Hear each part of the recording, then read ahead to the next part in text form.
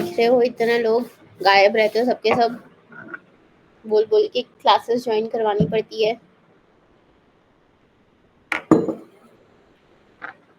कोई रीजन या पढ़ने का मन नहीं करता?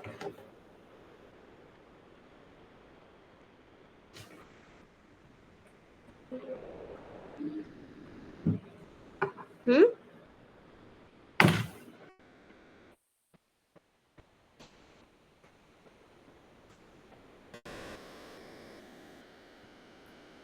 चलो स्टार्ट करते हैं आज।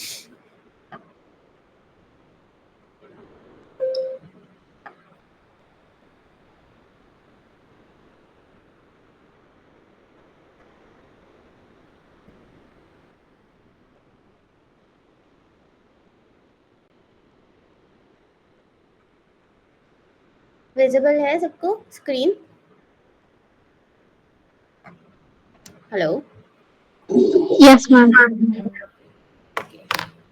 तो हम लोग selection and cross pollinated crops, self pollinated crops पढ़े थे, अभी क्रॉस पॉलिनेटेड क्रॉप्स पढ़ रहे हैं।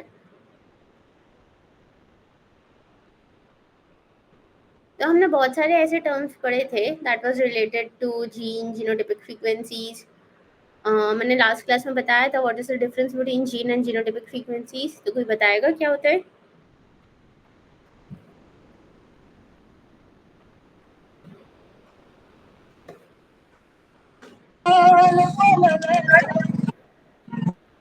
गाने किसके पास चल रहे हैं?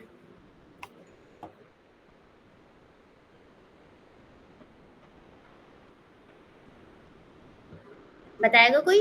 जीन और जीनोटाइपिक फ्रीक्वेंसीज में क्या डिफरेंस है?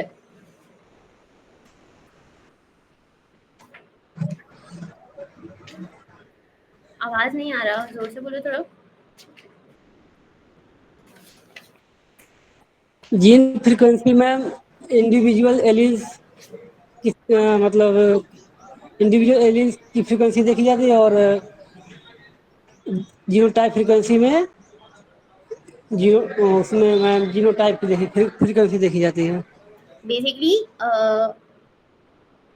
जो भी अपना जीनोटाइप बन रहा है दैट इज ऑफ जाइगोट, या फिर जो भी एम्ब्रियो का जीनोटाइप है उसको देखा जाता है इन जीनोटाइपिक फ्रीक्वेंसी। यानी कि दोनों एलील्स जो प्रेजेंट रहते हैं उन दोनों को उसके अंदर काउंट किया जाता है, जबकि जीन फ्रीक्वेंसी के अंदर सिर्फ और सिर्फ इंडिविजुअल एलील को काउंट किया जाता है। सो सूरज ने सही आंसर दिया है। सबको क्लियर है ना ये वाला point?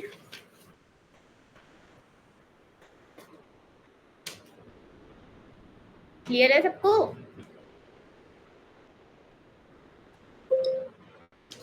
Hello. Yes ma'am. Ma'am एक बार रिपीट करना मैम। ठीक से।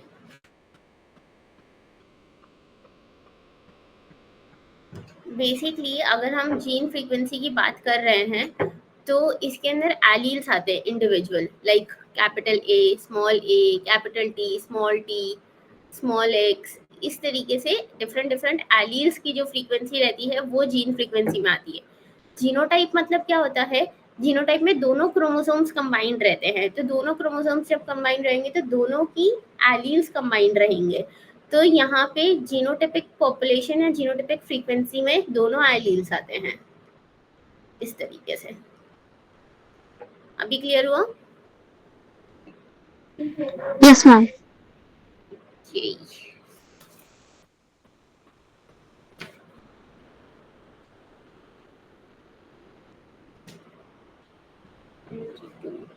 चलो छोटा सा चैप्टर है ये, जल्दी खत्म करते हैं।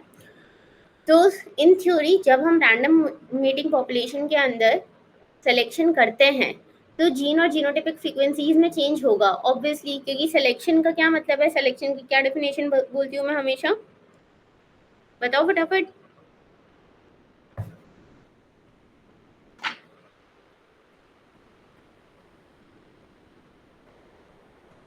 हेलो।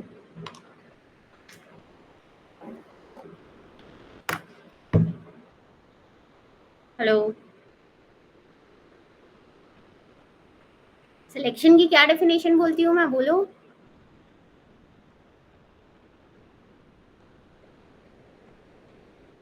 अरे बताओ, इतना टाइम मत लगाओ।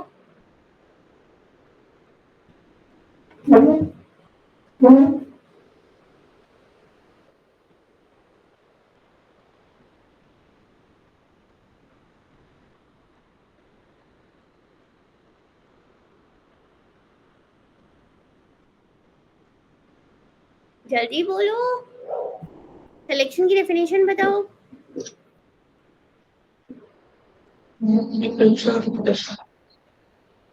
क्या?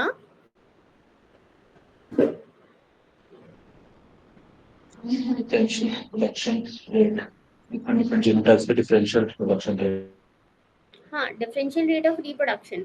सो सिलेक्शन में हम लोग क्या करते हैं, किसी पर्टिकुलर जीनोटाइप को सिलेक्ट करते हैं और उसको रिप्रोड्यूस करने देते हैं, जबकि दूसरे को हम लोग डिस्कार्ड कर देते हैं। सो जब भी हम सिलेक्शन करते हैं क्रॉस पॉलिनेटेड क्रॉप्स के अंदर, so it will definitely lead to change in gene and genotypic frequencies. क्योंकि रैंडम सिलेक्शन के अंदर तो ये लोग स्टेबल चल रहे थे, जो एक जीनोटाइप की फ्रीक्वेंसी थी वही थी, जो दूसरे जीन की फ्रीक्वेंसी थी वही थी। लेकिन जब हम पर्टिकुलर जीन को सेलेक्ट कर रहे हैं तो हम उसी के साथ में एक जीनोटाइप को भी सेलेक्ट कर रहे हैं, and that changes gene and genotypic frequency, produce a new genotype due to change gene frequencies। obviously अगर जीन फ्रीक्वेंसीज चेंज होंगी तो फिर जीनोटाइप्स भी न्यू क्रिएट होंगे ही होंगे। तो cause a shift in mean and direction of selection। so basically अगर हम लोग पहले देख रहे हैं रैंडम मेटिंग पॉपुलेशन इस तरीके से कर्व बना रही है, तो थोड़े टाइम बाद अगर हमने सिलेक्शन किया है तो वो एक पैराबोला और नॉर्मल डिस्ट्रीब्यूशन वाला कर्व नहीं बना के एक शिफ्ट हो रहा है मीन के अंदर, यानी कि जो हमने सेलेक्ट किए हैं उनकी नंबर ज्यादा आ जाएंगे, और जब उनके नंबर ज्यादा आएंगे तो हमारा ग्राफ कुछ इस तरीके का दिखेगा। तो this causes a shift in the mean of direction of selection only। change the variance of the population to some extent। variance भी change कर सकती है, genotypic variance, phenotypic variance। और magnitude of these effects are influenced by क्या क्या चीजें हैं जो कि इन चेंजेस को या इन इफेक्ट्स को इन्फ्लुएंस करती है। Number of genes controlling the character. जितने कम जीन्स किसी पर्टिकुलर कैरेक्टर को कंट्रोल कर रहे होंगे, उतना उसकी जीन या जीनोटाइपिक फ्रीक्वेंसी में चेंज लाने के चांसेस बढ़ जाते हैं। अगर मान लो 10 जीन्स किसी एक कैरेक्टर को कंट्रोल कर रहे हैं तो हमें उन 10 जीन्स की फ्रीक्वेंसी में चेंज लाना पड़ेगा। वही अगर कोई सिंगल जीन कर रहा है तो हम सिंगल जीन की फ्रीक्वेंसी में चेंज लाके उसको, बोलो, सिंगल जीन की फ्रीक्वेंसी में चेंज लाके हम लोग क्या कर सकते हैं?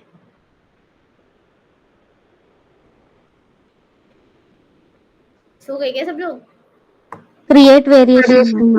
करेक्ट। Degree of dominance. अब ऑब्वियस बात है कि अगर मल्टीपल एलील्स या मल्टीपल जीन्स किसी एक कैरेक्टर को गवर्न करने के अंदर इन्वॉल्व होंगे तो उनका डोमिनेंस लेवल भी उतना ही कम होते जाएगा, क्योंकि मल्टीपल जीन्स इन्वॉल्व है। यही अगर सिंगल जीन इन्वॉल्व है तो वही सिंगल जीन जो है वो हाईएस्ट लेवल ऑफ डोमिनेंस दिखाएगा। एक ये होता है ना कि मतलब अगर हमारे पास में हमारे सिस्टम ही समझ लो कि जैसे नरेंद्र मोदी के पास में सारी पावर होगी, तो एक डिसीजन लेना होगा तो डिसीजन तुरंत ले लिया जाएगा। लेकिन अगर वही उस डिसीजन के अंदर वोटिंग करवानी पड़ गई 100 लोगों की और उन लोगों से डिसीजन लेना पड़ गया, तो वोटिंग करवाने में और उन सब प्रोसीजर में डिसीजन पे पहुंचने में टाइम लगेगा। तो ये बेसिकली डिग्री ऑफ डोमिनेंस ही है कि अगर कोई एक सिंगल जीन किसी कैरेक्टर को गवर्न कर रहा है तो वो पूरे हक से गवर्न करेगा, जल्दी गवर्न करेगा। जबकि अगर मल्टीपल जीन्स अगर किसी पर्टिकुलर कैरेक्टर को गवर्न कर रहे होंगे तो उनके अंदर डोमिनेंस जो है वो डिस्ट्रीब्यूट हो जाएगा। लाइक को डोमिनेंस है, इनकम्प्लीट डोमिनेंस है, सप्लीमेंट्री है, ये कॉम्प्लीमेंट्री है, ये सब जीन इफेक्ट्स अपन ने पढ़ा है ना।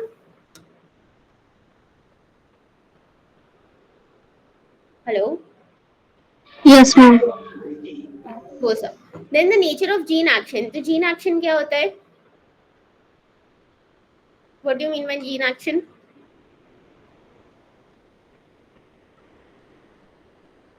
जल्दी बताओ। Interaction between the genes ma'am. Interaction between the genes, ठीक है। एग्जांपल बताओ।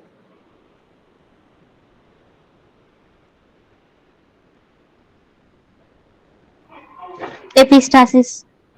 करेक्ट, एपिस्टासिस है। और भी अपन पढ़े हैं ना जीन एक्शन बहुत सारे। अभी मैं यस। बोल रही थी कॉम्प्लीमेंटरी, सप्लीमेंटरी इंटरैक्शन। तो नेचर ऑफ जीन एक्शन पे भी ये डिपेंड करता है। तो ये तो मैंने एक्सप्लेन कर ही दिया। And to a large extent, मतलब सबसे मेजर जो रोल प्ले कर रहा है इसके अंदर, वो कौन कर रहा है? Heritability of the concern trait. अब अगर हमने किसी पर्टिकुलर ट्रेट का जीन और जीनोटिपिक फ्रीक्वेंसी चेंज कर दिया और वो नेक्स्ट जनरेशन में जा ही नहीं रहा है, इनहेरिट ही नहीं हो रहा है, तो क्या ही फायदा हो गया उसका जीन जीनोटिपिक फ्रीक्वेंसी चेंज करके। तो हमें ऐसे ट्रेट्स में चेंजेस करने हैं जो कि नेक्स्ट जनरेशन के अंदर ट्रांसफर हो। तो हेरिटेबिलिटी भी जो है कंसर्न ट्रेट की, वो भी इम्पोर्टेंट हो जाती है सबसे ज्यादा। सारे पॉइंट्स क्लियर है?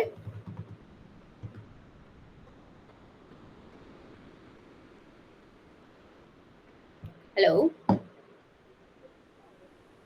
Yes, ma'am, it is clear now. Okay. So moving on. Now we have, okay, हाँ, I wanted to tell कि इस टाइप, इधर से किस टाइप के क्वेश्चंस बन सकते हैं. So basically this is a very important part for assertion reason kind of questions. देखो, अगर डायरेक्ट क्वेश्चंस बनते हैं सिंगल लाइनर्स, तो वो तो तुम लोग को खुद भी समझ में आ जाता है कि किस तरीके के बनने वाले हैं. असर्शन रीजन क्वेश्चंस जो है वो थोड़ा बुरा फंसाते हैं. और change in gene and genotypic frequency, basically यहाँ पर जो है वो आप लोगों से रैंडम मेटिंग पॉपुलेशन और सेल्फ पॉलिनेटेड पॉपुलेशन के अंदर ये लोग थोड़ा सा गेम खेल सकते हैं कि if you are doing selection in random mating population, तो इसमें कौन कौन से ट्रेट्स इंपॉर्टेंट रहेंगे, ये बोल सकते हैं कि selection in random mating population is dependent upon the number of genes controlling the character plus the heritability of the concerned trait. इस तरीके से तुम्हें assertion दे सकते हैं. Then reason दे सकते हैं ये कि because it is a random mating population, then due to produce new genotypes, it needs a change in gene and genotypic frequency. इस तरीके से तुमको दे सकते हो. तो तुम्हें जब इसके पीछे का लॉजिक पता रहेगा तो तुम इन क्वेश्चंस को अटेम्प्ट कर पाओगे. तो यहाँ पर क्या हो रहा है, असर्शन भी सही है, रीजन भी सही है, और जो रीजन दिया गया है that is a correct explanation of assertion also. यही मैं क्रॉस पॉलिनेटेड की जगह, रैंडम मेटिंग पॉपुलेशन की जगह जो है वो सेल्फ पॉलिनेटेड डाल देती, तो ये पूरा का पूरा गलत हो जाता. क्लियर हुआ? हाँ. Okay. One thing also I wanted to ask कि जब मैं बोलती हूँ कोई पर्टिकुलर चीज की मीन शिफ्ट हो रही है, तो इस पॉइंट पे आप लोग क्या इमेजिन करते हो या फिर क्या समझ में आता है, ये मैं थोड़ा सा जानना चाह रही हूँ.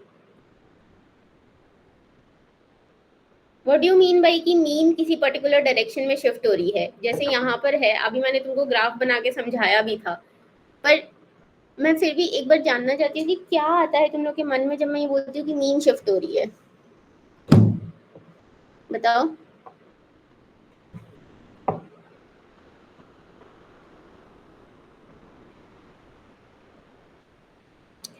बताओ. मैम, तो I mean extremities say if mean is in intermediate, then it will be shifted to either one or the other extremities, ma'am.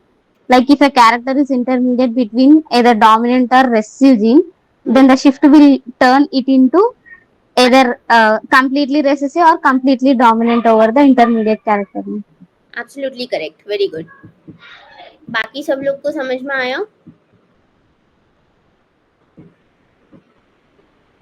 बताओ, गौरव, मीनल, प्राची.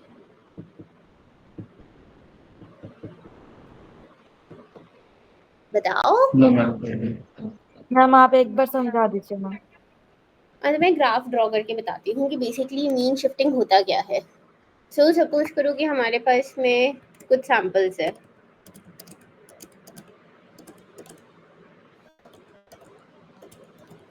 ओके. अब मैं ये बोल रही हूँ कि इनकी हाइट लेके चलते हैं, ठीक है? दिखाई दे रहा है ना शीट?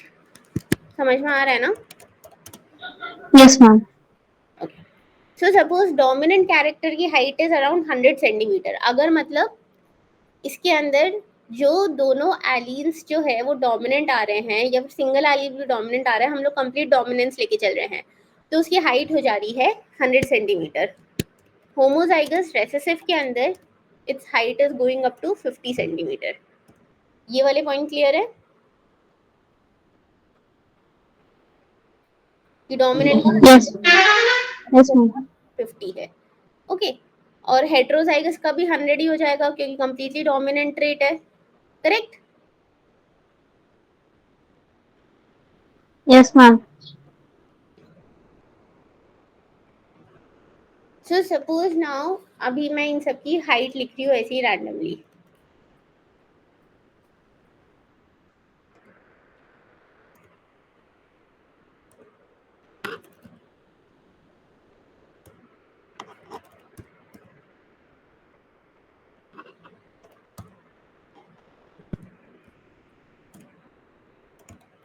ओके मैंने ऐसे रैंडमली सबकी हाइट लिखी है। तो अभी अगर मैं इसका फ्रीक्वेंसी डिस्ट्रीब्यूशन कर्व बनाती हूँ,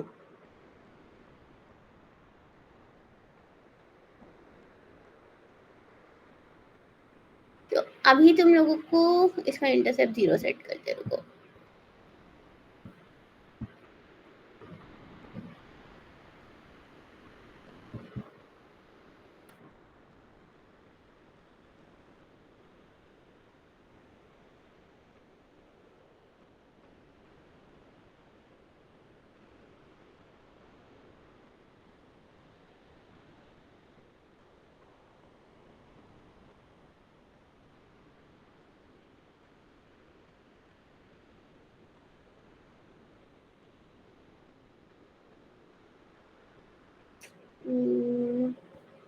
ओके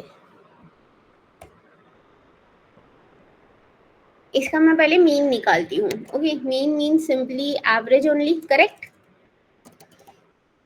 Yes, ma'am. भी क्या थोड़ा सा रैंडम डेटा है, so it's not forming that good of a curve. So इसका मीन आया अराउंड 69.91। अभी if I am doing a selection कि मेरे को कम हाइट वाले चाहिए, okay I am just selecting for the plants which have less heights. So इनको हम लोग आगे से नंबर देते हैं।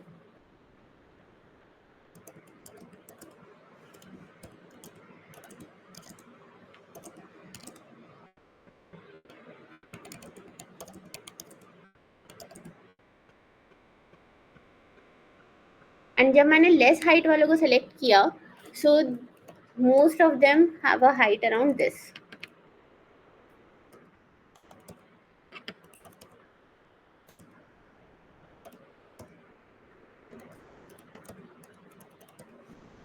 ठीक है, अब मैं इसका एवरेज निकालती हूँ।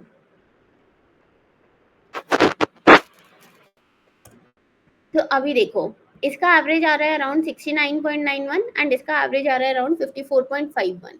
सो अगर अब मैं इसका एवरेज प्लॉट करती हूँ, तो इसको मैं एवरेज 1 नेम दे रही हूँ और इसको मैं एवरेज 2 नेम दे रही हूँ।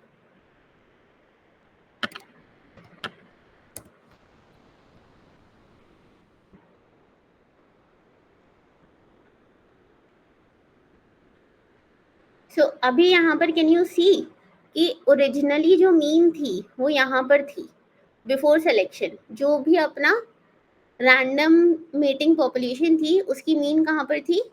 हियर। जैसे ही हमने सिलेक्शन किया, सो the mean is shifting towards the extremities या फिर शिफ्टिंग टुवर्ड्स आइदर लेफ्ट और राइट। तो यहाँ पर तुम्हें दिख रहा होगा कि सिंस हमने जो है वो रेसेसिव जीन को सेलेक्ट किया है and we are going towards less height, so the mean is moving towards the less height one. तो यहाँ पर तुमको दिख रहा होगा कि यहाँ पर अपनी हाइट ऑलमोस्ट कितनी है, ये देखो 50 लिखा हुआ है, तो 54.5 के अराउंड आ रही है। और जो अपना नॉन सेलेक्टेड पॉपुलेशन थी, रैंडम मेटिंग पॉपुलेशन, उसकी 70 के अप्रॉक्स थी, तो यहाँ पर 70 के अप्रॉक्स उसका पॉइंट आ रहा है। क्लियर हुआ? अभी क्लियर हुआ? Yes, ma'am. ओके नाउ अभी अगर मैं बोलती हूँ कि what do you mean bye shifting of mean, या फिर मीन जो है वो पॉपुलेशन का लेफ्ट राइट शिफ्ट हो रहा है, recessive dominant and all, now you guys can imagine कि किस तरफ किस तरीके से मीन शिफ्ट होता है। Yes, ma'am. Tejaswari understood. What about rest of you? Priyanka? Yes. गौरव? अभी इमेजिन हो जाएगा ना मीन शिफ्ट होने का मतलब एक्चुअल में क्या है? What is the literal meaning of shifting of mean?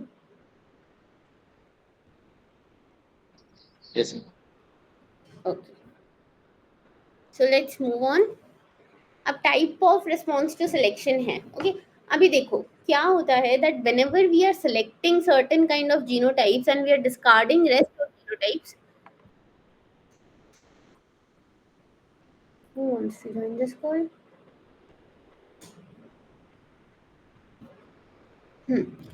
तो अभी क्या होता है कि रैंडम मेटिंग पॉपुलेशंस के अंदर डिफरेंट रिस्पॉन्सेज आते हैं.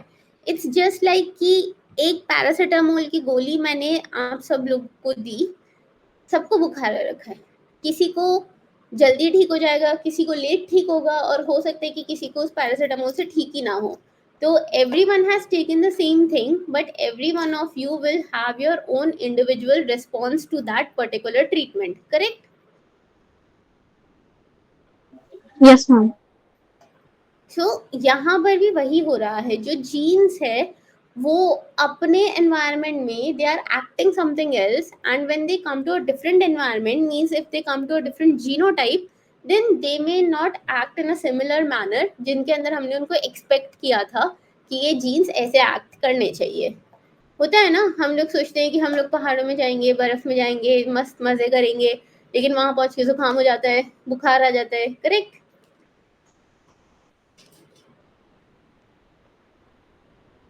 होता है ना? हाँ मैम. वही वाला सिचुएशन है. ओके, सो यहाँ पर जो है वो 5 रिस्पॉन्सेज है. Rapid gain followed by slow progress. So let's start with that only first.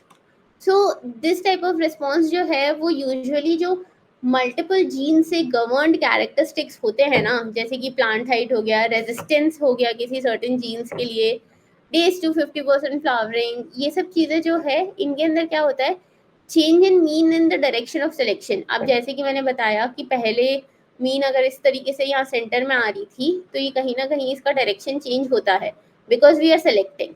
appearance of new genotypes and new gene combinations due to change gene frequencies, ये आती ही है. reduction in variability, since हम लोग selection कर रहे हैं, so हम लोग एक similar kind of genotype create करने की कोशिश कर रहे हैं, तो variability तो reduce होगी ही होगी. तो इसके अंदर क्या होता है, genetic interpretation इन कैरेक्टर्स जो कि few genes और with major effects से govern होते हैं, several genes with small effects.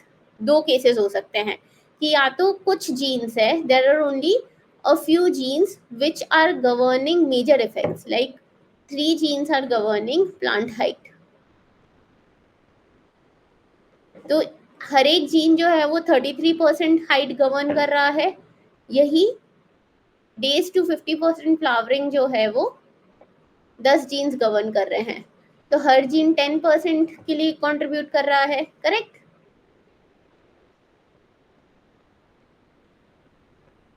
Correct?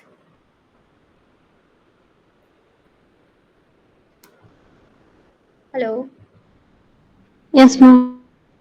Correct ना?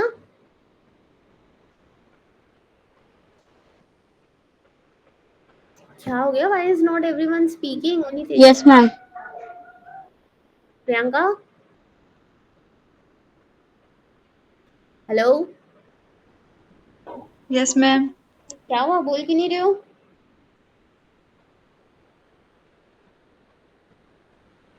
बताओ.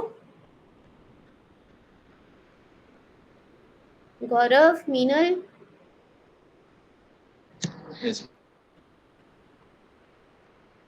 हमारे कॉलेज चल रहे हैं क्या अभी भी, या एग्जाम वगैरह चल रहा है? कॉलेज चल रहा है.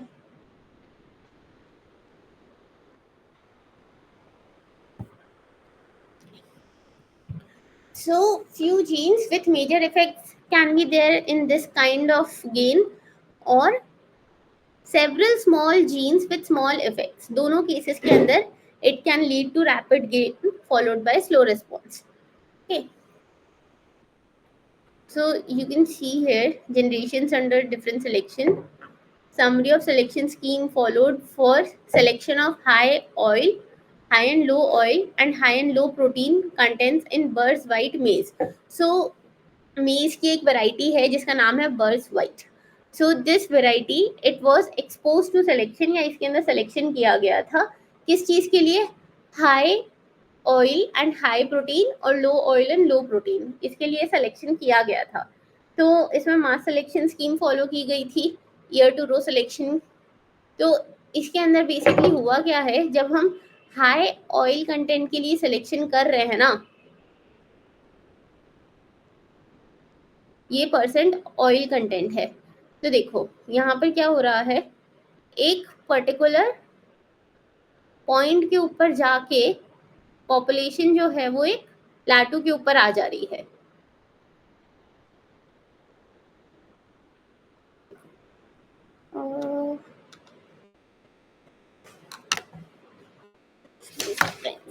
नहीं दे रखी है क्या?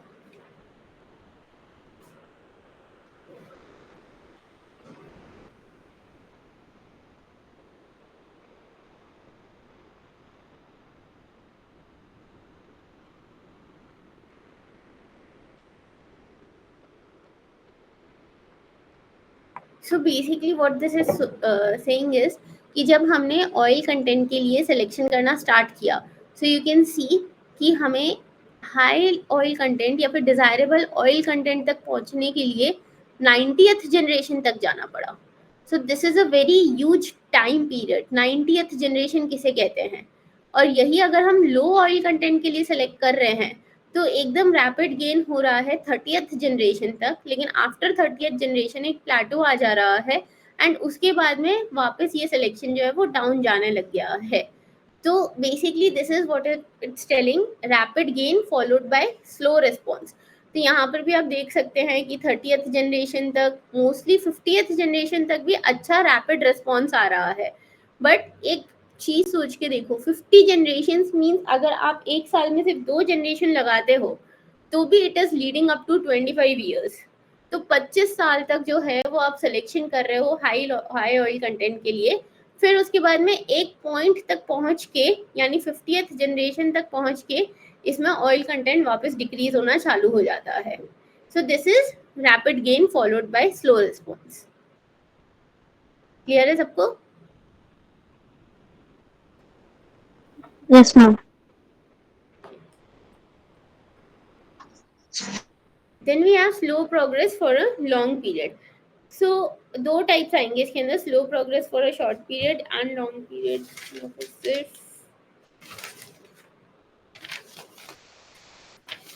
ओके, ये थोड़ा गड़बड़ है, लॉन्ग की जगह शॉर्ट आएगा। So slow progress for a short period मतलब एक तरीके से ये क्या कर रहा है कि it is giving us hope कि शॉर्ट पीरियड के लिए धीरे धीरे प्रोग्रेस हो रहा है, बट वी फील लाइक कि हाँ चलो शॉर्ट पीरियड के लिए धीरे धीरे हो रहा है, उसके बाद में अच्छे से ग्रो कर जाएगा, but it does not.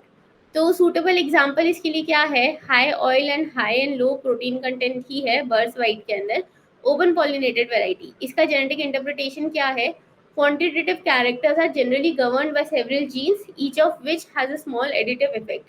In such a case, for each gene due to selection would be small, and as a result, progress under selection would be slow. अब दो बार क्यों मारा है?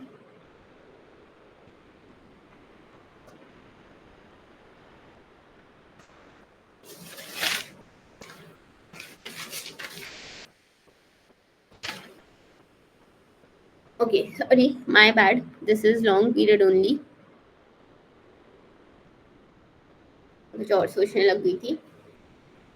सो एक लॉन्ग पीरियड के लिए है, एक शॉर्ट पीरियड के लिए है। Now this is showing progress for a long period. अभी क्या मतलब है इसका कि if you are going through quantitative characters, तो क्वांटिटेटिव कैरेक्टर्स में there are multiple genes which are governing any kind of trait. So यहाँ पर अगर हम लोग ऑयल कंटेंट की ही बात कर रहे हैं, suppose it is governed by 100 genes, ठीक है। अब if it is governed by 100 genes, हर एक जीन जो है वो सिर्फ 1% कंट्रीब्यूट कर रहा है कैरेक्टर के लिए, करेक्ट? Yes, ma'am. तो जब वो सिर्फ 1% कंट्रीब्यूट कर रहा है कैरेक्टर के लिए, so it means what, that if we need a very good response और वेरी गुड सिलेक्शन, देन हमें ये 100 के 100 जीन्स एक सिंगल जीनोटाइप में डालने होंगे। That is next to impossible. So suppose हमने फर्स्ट क्रॉस किया, so after first cross 3 genes come together, तो भी 3% ही। सेकंड क्रॉस किया तो 5 genes come together 5%, third cross पे 6%, फोर्थ पे 8%, fifth पे 10%. So slowly and slowly we are progressing, but it will going to be a long period of time before we can reach our actual potential. Like अगर 80% चाहिए 70% चाहिए तो उसके लिए 70 genes हमको combine करने पड़ेंगे. In between this, since it's an open pollinated variety, यहाँ पर segregation होने के chances बहुत ज़्यादा रहते हैं, cross pollinated होने के chances, undesirable pollinate होने के chances, all these things are high risk factors here. तो वो सब चीज़ें जो है that also leads to some sort of problems also. तो प्रोग्रेस को वो धीरे ही करेगा and it will going to take a very long period of time to achieve our goal because it is governed by multiple genes. Clear to everyone? Yes ma'am. एक बार particular topic समझ लो, then I will tell you कि इससे question कैसे पूछा जाएगा। Then we have slow response for short period. So what is happening in this is कि कुछ characters के लिए we will see slow gain for several generations which then ends in a plateau. Like हमने यहाँ पर low oil content के लिए selection किया था, तो इसमें क्या हुआ था कि हमको low oil content चाहिए, तो for several generations 30th generation तक ये हमें low oil दिखाया, कम होता हुआ दिखा, progress होती हुई दिखी।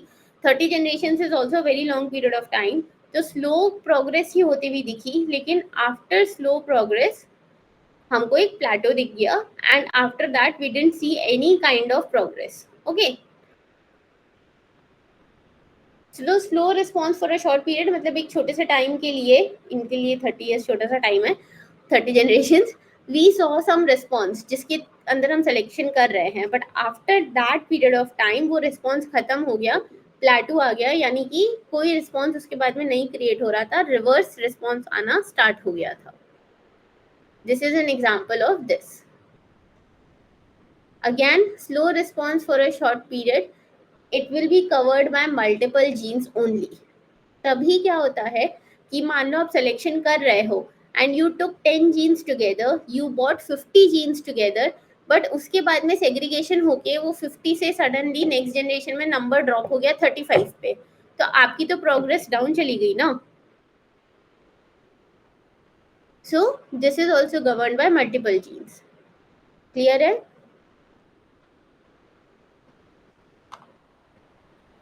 Yes. Okay. Then next is lack of response to selection. Now if we are talking about ki selection करने पे we should see some effects, because if we are selecting certain genotypes and we are disregarding all other genotypes, तो जो हमने select किया है those genotypes should produce promising offsprings या फिर promising ये seeds produce करने चाहिए, तभी selection का हमारा मतलब, otherwise तो useless है। correct? correct?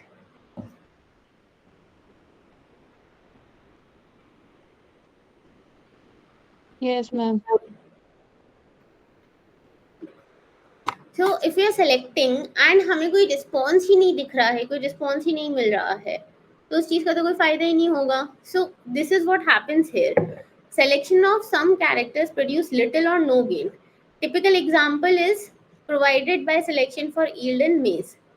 ठीक है, तो अगर हम yield में maize में yield का selection कर रहे हैं, so it will give sort of no response, because इसके अंदर तो बहुत सारे एक्सपेरिमेंट्स किए हैं बट सक्सेसफुल भी नहीं हो पाए हैं। इसका रीजन क्या है वो देखते हैं। Several experiments that have shown that open pollinated varieties है, जिन्हें हम शॉर्ट में ओपीवीज बोलते हैं, they consist of considerable genetic variation for yield, a major portion of which is additive and should respond to selection. Therefore the failure of yield to respond to selection is most likely due to low heritability of this trait, which would limit the progress under selection. तो अभी देखो ये क्या बोल रहे हैं कि मेज की जो ईल्ड है that is governed by genes which are highly additive but they are not heritable. So even if you are selecting, it won't go into the next generation.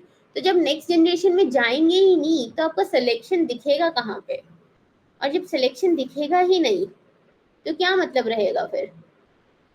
As a breeder हमको तो अच्छी variety बनानी है ना, तो variety हम कैसे बनाते हैं? ऐसी चीज़ों को यूज़ करके जो कि नेक्स्ट जनरेशन में ट्रांसफ़र हो सके। अब आप सीड्स प्रोड्यूस कर रहे हो इस बेसिस के ऊपर कि अभी इस जनरेशन में तो अच्छा दिख रहा है, तो नेक्स्ट जनरेशन में भी दिखेगा, और किसानों के पास में यू सोल्ड दो सीड्स, फिर किसान आके पीटेंगे कि आपने बोला था उसका तो आधा भी नहीं मिला हमको।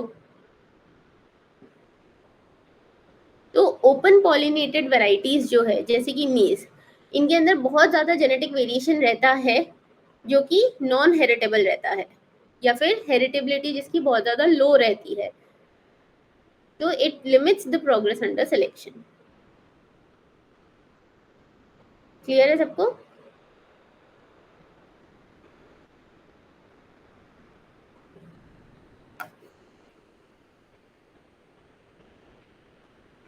Yes, ma'am.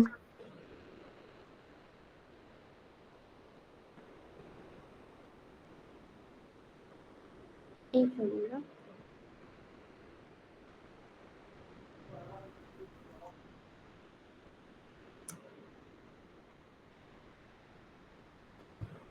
Okay. Next is rapid gain plateau, rapid gain response. So in there are certain characters that show a period of rapid gain for some period of time, जिसके बाद में एक प्लेटू आता है, फिर उसके बाद में another period of rapid gain आता है। मैं हाँ बना रखा है, ठीक है। तो इसका एग्जांपल क्या है? Selection for increased abdominal bristle in number in Drosophila melanogaster. So basically जो ड्रोसोफिला है उसके अंदर एब्डोमिनल ब्रिसल्स होते हैं, तो उनके नंबर में इंक्रीज हम लोग करवाना चाह रहे हैं, डोंट नो व्हाई, बट हाँ हमारा सिलेक्शन क्राइटेरिया क्या था? Increase in number of bristles in Drosophila. तो मैथर एंड हैरिसन ने एक एक्सपेरिमेंट किया था फॉर 20th जनरेशंस। तो व्हाट दे सॉ कि देखो स्टार्टिंग की तुमको दिख रहा होगा कि 14th जनरेशन तक जो है तुम्हें एक रैपिड रिस्पॉन्स दिख रहा है, फिर उसके बाद में एक प्लेटू आ गया, मतलब यहाँ पर जो है वो ब्रिसल नंबर ऑलमोस्ट 55-56 के अराउंड ही टिक के रह गया। फिर उसके बाद में एक वापस रिस्पॉन्स आया, तो ब्रिसल नंबर जो है वो 60 के अप्रॉक्स पहुंच गया, फिर एक प्लेटू आ गया, फिर उसके बाद में एक और रिस्पॉन्स आएगा, फिर प्लेटू आ जाएगा। दिस काइंड ऑफ 36 से फर्स्ट सिलेक्शन किया तो 55-56 के अराउंड आ गया। सेकंड टाइम पे जो है यहाँ पर फिर कोई सिलेक्शन नहीं चल रहा है, इनका आपस में ही क्रॉसिंग चलते रह रहा है, तो वापस इनका एक प्लेटू रीजन के बाद में एक गेन आया जिसके अंदर इनके ब्रिसल्स जो है वो 55-56 से 60 तक पहुंच गए, 61-62 तक पहुंच गए, फिर एक प्लेटू आ गया अंडर 84th और 98th जनरेशन के बीच में। तो this is what they were trying to say. Natural populations में बेस्ट अडेप्टेड है, most fit individuals are those that are close to the population mean for various quantitative characters. तो अभी यहाँ पर भी यही आ रहा है, पॉपुलेशन मीन के पास में होना चाहिए। तो सपोज पॉपुलेशन मीन ऐसी है तो मोस्ट ऑफ द कैरेक्टर्स को यहीं पे फॉल करना चाहिए, उससे क्या होगा? रैपिड गेन होगा और रैपिड रिस्पॉन्स भी मिलेगा। तो यहाँ पर फ्यू और ओलिगोजीन्स जो है वो गवर्न कर रहे हैं इन ट्रेट्स को।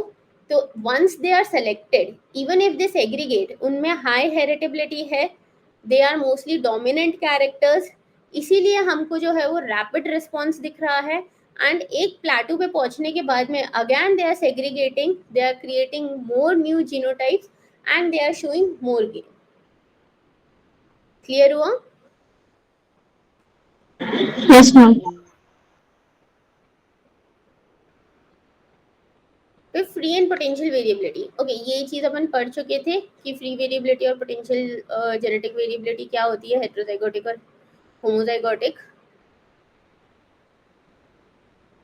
ये पॉइंट नहीं पढ़े थे, effect of linkage on potential variability.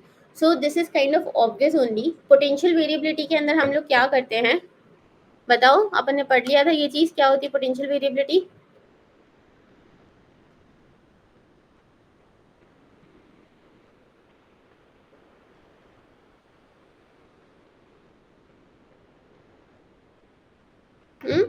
जल्दी बताओ।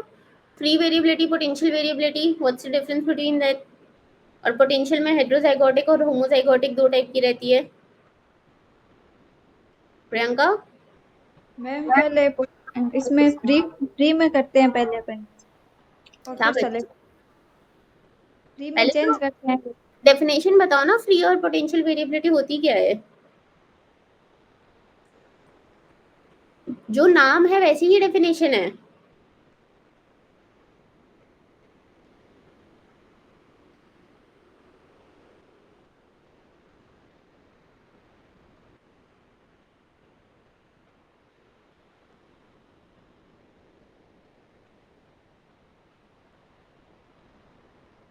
Ma'am which is available for selection is free variability and जिसमें हम जेनेटिक वेरिएबिलिटी मतलब यूज नहीं कर सकते, तो मैम वो पोटेंशियल जेनेटिक वेरिएबिलिटी हो जाएगी। ओके, इट्स 50-50 सही है। जो तुमने फर्स्ट पॉइंट बोला, that one which is available freely for selection, that is free variability. Second one potential variability जो है, it is not directly available, उसको हमको फ्री अवेलेबिलिटी में कन्वर्ट करवा के, जैसा कि प्रियंका बोल रही थी, यूज करना होता है, that is potential variability. Yes ma'am. Okay, so potential variability के अंदर जैसे कि मैं बता रही थी कि सपोज करो हमारे पास में ये F1 पॉपुलेशन है, तो इस F1 पॉपुलेशन के अंदर अगर हमको सिर्फ एक ही एलील को सेलेक्ट करना है और ये एलील इसके साथ में लिंक्ड है, ये जीन जो है वो इसके साथ में लिंक्ड है, so this creates a problem ना।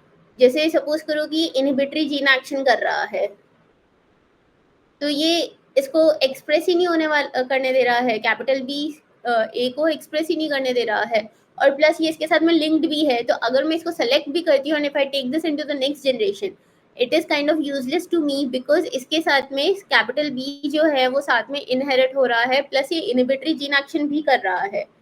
So this is causing a trouble for me, because ये मेरे पसंद किए हुए कैरेक्टर को या फिर जो ट्रेट मुझे पसंद है उसको ये एक्सप्रेस होने से रोक रहा है ड्यू टू लिंकेज। क्लियर है? Yes, ma'am.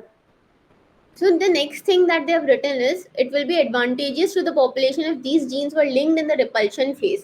तो कपलिंग फेज और रिपल्शन फेज क्या होता है वो बताओ फटाफट। ये भी पढ़ रखे हैं हम लोग।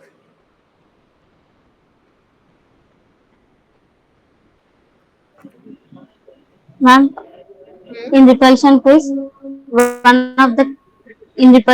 one gene will be in the dominant form, like homozygous dominant, and the other will be in the recessive form, ma'am. In Whereas in saying repulsion phase, yes, ma'am, okay, uncoupling phase में both will be same, like either two completely dominant or two recessive will be in the same. correct. So when we talk about repulsion and coupling phase, so if both the alleles are dominant and they are present on a single chromosome, so this is known as coupling phase. And if they are present like this, sorry, so this is known as repulsion phase.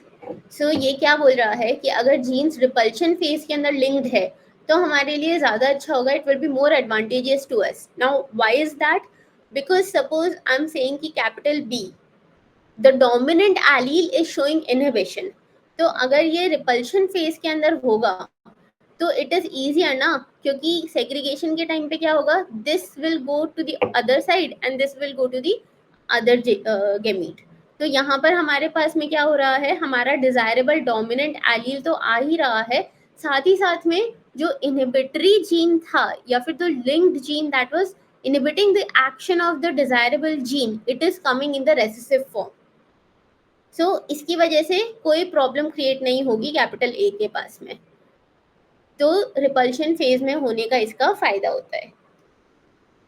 Is this clear to everyone?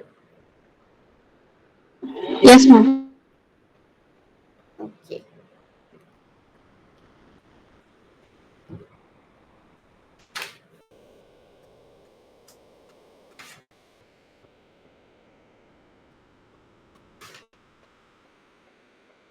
चलो ये chapter तो अपना खत्म हो गया है, we still have time left, तो अपन लोग थोड़ा सा हेटेरोसिस और इसका इंट्रोडक्शन देख लेते हैं।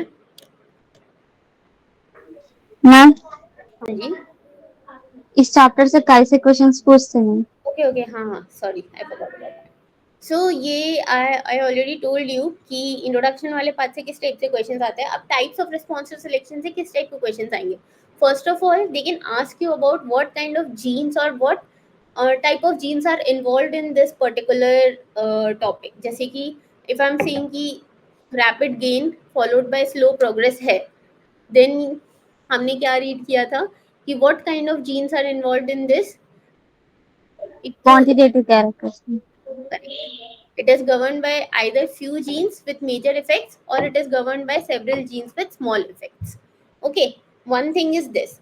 इस तरीके से क्वेश्चन पूछा जा सकता है. Now if I ask कि slow progress for a long period of time happens in what kind of genes या what kind of characters, and option में if I give qualitative traits, quantitative traits, quasi-quantitative traits and things like this, तो obviously यहाँ पर since you have read तो तुम बता सकते हो कि क्वांटिटेटिव ट्रेट्स वो ट्रेट्स है जिसके अंदर स्लो प्रोग्रेस होती है for a long period of time. If I ask you कि शॉर्ट पीरियड ऑफ टाइम के लिए क्या रहता है, तो यहाँ पर भी क्वांटिटेटिव ट्रेट्स ही आंसर जाएगा. लेकिन यहाँ पर एक चीज और ऐड हो जाएगी कि यहाँ पर क्या हो रहा है, बहुत ही स्लो गेन्स प्रोड्यूस कर रहे हैं फॉर सेवरल जनरेशंस. अब this depends upon the question maker also कि वो इसको लॉन्ग टॉपिक टाइप के क्वेश्चन में डाल रहा है, वन लाइनर में डाल रहा है, वन वर्ड आंसर में डाल रहा है. That depends on the person कि वो आपसे कितनी इंफॉर्मेशन लेना चाह रहा है इस आंसर के अंदर.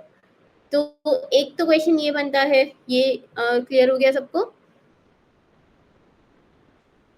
Yes, ma'am. The second type of question comes from the graph. तो यहाँ पर आपको ग्राफ दिख रहा है. They will show you the graph की सपोज करो तुमको ये वाला graph they give in the exam and they ask you कि what kind of selection this is happening in cross pollinated crops. तो यू शुड नो ग्राफ को देख के कि ये rapid gain plateau and rapid gain response selection है. Okay, अगर if I give you this graph, यहाँ पे जनरेशंस है,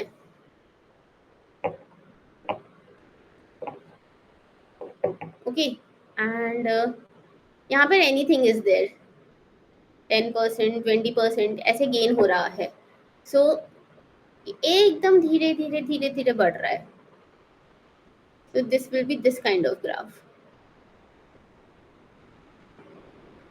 मतलब 60 जनरेशन पे जाके ये 50% पे पहुंचा है. So from this you can make out कि ये स्लो प्रोग्रेस है फॉर अ लॉन्ग पीरियड. अब मैं बोलूँगी slow progress for a short period, तो उसमें क्या हो जाएगा, उल्टा हो जाएगा.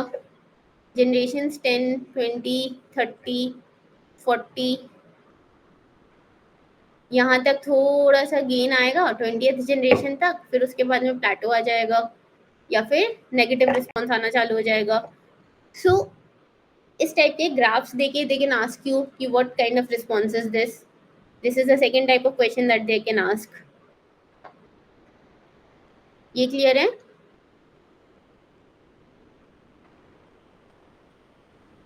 Yes, ma'am. दूसरा the type of question they can ask is कि थोड़ा सा अच्छा असर्शन रीजन का क्वेश्चन दे कैन मेक कि तुमको एक सिचुएशन दे रहे हैं like there is a particular trait. वो पर्टिकुलर ट्रेट जो है दे कैन टेल यू कि it is present. This can go for both ना, open pollinated and self pollinated varieties. अभी they can give you a situation where there is an open pollinated variety. They will explain you what is happening कि like we have selected it for its fiber content, but for 30 generations उसका fiber content only 10% increase हुआ. After 30 generations it started going down या फिर it plateaued कि 30 generation के बाद में कोई भी उसके अंदर response हमको नहीं मिला. तो उसमें फिर क्या आंसर चले जाएगा, lack of response to selection. This kind of things they can ask you as a situation wise भी. मोस्टली यही 3-4 टाइप के क्वेश्चंस यहाँ से बन सकते हैं.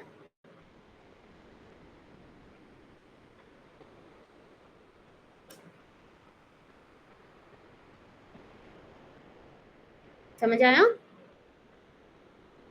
Yes, ma'am. किसी और मैम, को? हाँ, मैम किस टॉपिक पर क्लास चल रही है? कौन है ये? सूरज, तुम्हें अभी तक रियलाइज नहीं हुआ कि हम लोग किस टॉपिक पे क्लास कर रहे हैं? हाँ, नो मैम, पता नहीं. पता नहीं चला तुम्हें? मैंने फर्स्ट स्लाइड ही बताई थी selection in cross pollinated crops की। वो मैम मार्केट में थे इसी वजह से। तो तुम्हें पूछते हुए थोड़ा डर नहीं लगा कि मैं ऐसा क्वेश्चन पूछ रहा हूँ जब क्लास खत्म होने वाली है, टॉपिक खत्म होने वाला है? इसीलिए तो मैम काफी देर बाद क्या क्या बताऊं मैं। चलो एनीवेज, सो इसके साथ में ये वाला टॉपिक तो खत्म होता है। Moving on to heterosis. So ये अपना नेक्स्ट टॉपिक रहेगा। चलो हेट्रोसिस का डेफिनेशन वगैरह डिस्कस कर लेते हैं। What do you mean bye heterosis? It is superiority of F1 over its parents, ma'am. Okay, so that's a little bit problematic. So mostly क्या होता है ना, okay, so heterosis और hybrid vigor में what is the difference then? How will you define heterosis and hybrid vigor? Ma'am, Ma'am, this is over better parents. Sorry, can you repeat? Ma'am, heterosis is superiority over its better parents. Okay, and hybrid vigor is?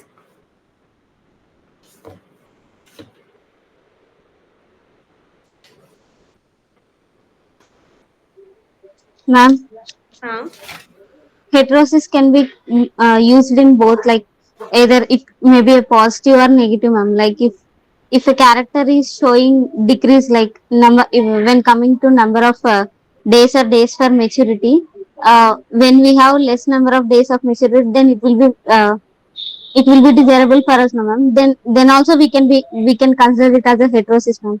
But when coming to hybrid vigor, it only shows about positive characters, ma'am, like positive effects. okay. So I'm happy that you made an effort.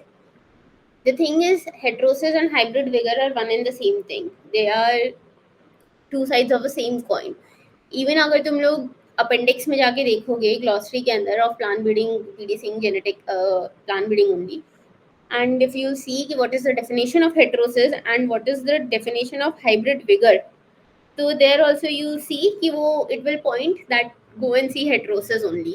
So heterosis and hybrid vigor are one and the same thing. तो सबसे पहले let's clear this thing, okay? And heterosis, as Tejaswari said, she's correct. Heterosis can go in both the directions. It can be better also or it can be inferior also. तो heterosis में ये ज़रूरी नहीं है कि हमेशा अच्छा ही देखा जाए, हो सकता है कि बुरा भी। As the example she gave कि हमें days to maturity बढ़ाने थोड़ी है, हम तो चाहते हैं कि crop जो है वो जल्दी mature हो जाए, तो we will select some plants which are maturing early. So ऐसे देखा जाए तो इन नंबर तो डिक्रीज हो रहा है लेकिन अपने लिए वो फायदेमंद है. So this is known as heterosis again. Yield में इंक्रीज अगर सेलेक्ट कर रहे हैं तो that is also known as heterosis again. So अभी हेट्रोसिस और हाइब्रिड विगर कोई पूछेगा तो उसे बोल दोगे ना they are one and the same thing. Confusion तो नहीं होगा? No, ma'am. Okay. So heterosis is again of many types. इससे जो है वो थोड़े बहुत सिंपल से क्वेश्चंस भी आते हैं, सिंपल अपने कैलकुलेशन वाले. सो इंट्रोडक्शन देखते हैं. Population of cross pollinated and asexually asexually reproducing species are highly heterozygous and usually show severe reduction in fertility and vigor when they are subjected to inbreeding. Okay, तो ये पहला inbreeding की definition. कोई मुझे बताएगा inbreeding? What is inbreeding?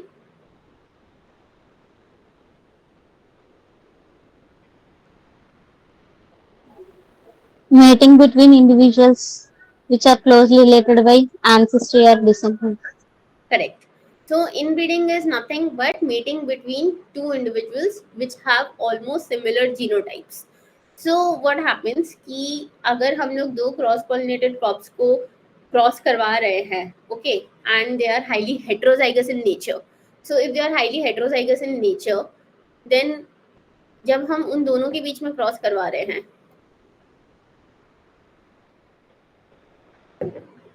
ये दोनों बहुत अच्छे क्रॉप्स है, दोनों individually they are very good varieties, which are producing very good results, very good yield. But जब हमने इनको क्रॉस करवाया, we will get such kind of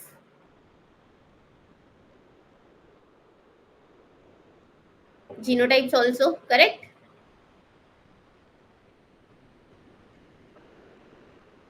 Correct? मिलेंगे ना? Yes, ma'am. So when we'll receive these kind of genotypes, so this is fine. But ये जो है, this will not perform as good as its parent. ये भी कम perform करेगा, ये भी कम परफॉर्म करेगा, because they have homozygous recessive counterpart of their parents. Correct? Yes, ma'am. So because of this, जो भी क्रॉस पॉलिनेटेड स्पीशीज रहती है, from heterozygous form they come to homozygous recessive form, जिसके अंदर लीथल एलील्स भी आ सकते हैं, जो कि होमोजाइगस रिसेसिव कंडीशन के अंदर लीथल हो या फिर बिल्कुल भी अच्छा परफॉर्म ना करे. All these kind of genes can come in homozygous situation. तो उसी को हम लोग क्या बोल देते हैं? इनब्रीडिंग डिप्रेशन बोल देते हैं. Mating between closely related individuals is inbreeding, but mating in cross-pollinated crops which lead to any kind of negative effect is known as inbreeding depression. Clear है? Yes, ma'am. ठीक है, चलो फिर बाकी का नेक्स्ट क्लास में पढ़ेंगे. और आप लोग प्लीज क्लास ज्वाइन कर लो, क्योंकि रोज रोज ये चीज नहीं होगी कि क्लास में सब लोग ज्वाइन करो, पर्टिकुलरली तुम लोगों को पॉइंट आउट करके बोलना पड़े. अगर ज्वाइन करोगे तो मैं फटाफट सिलेबस कंप्लीट करवा दूंगी, वरना फिर क्या होता है, मेरा भी मन नहीं करता है क्लास लेने का. मैं एक दिन क्लास लेती हूँ, फिर 2-3 दिन ऐसे लगता है कि बच्चे तो ज्वाइन कर ही नहीं रहे, पढ़ाऊँ किसको करके. फिर जो बेचारे 2-3 बच्चे सिंसियरली ज्वाइन भी कर रहे हैं, उन लोगों को भी नुकसान होता है. So if you know people who are enrolled in this course and they are not joining classes, तो उनको भी थोड़ा सा बोल दो. और तुम लोग भी जितने लोग ज्वाइन किए हो, टाइम पे क्लास ज्वाइन किया करो, ठीक है? कल भी अपन मोस्ट प्रोबेबली इसी टाइम पे क्लास लेंगे. ओके? या मॉर्निंग में फ्री है? मॉर्निंग में ले लें? Yes, ma'am. Morning what 10 AM 9 AM? 10 AM is fine. Yes, ma'am. 11 AM से हमारी क्लासेस हैं कॉलेज में. ओके, तो कॉलेज दूर पड़ता है जाना? दीजिए. चलो ठीक है, फिर शाम को ही लेते हैं.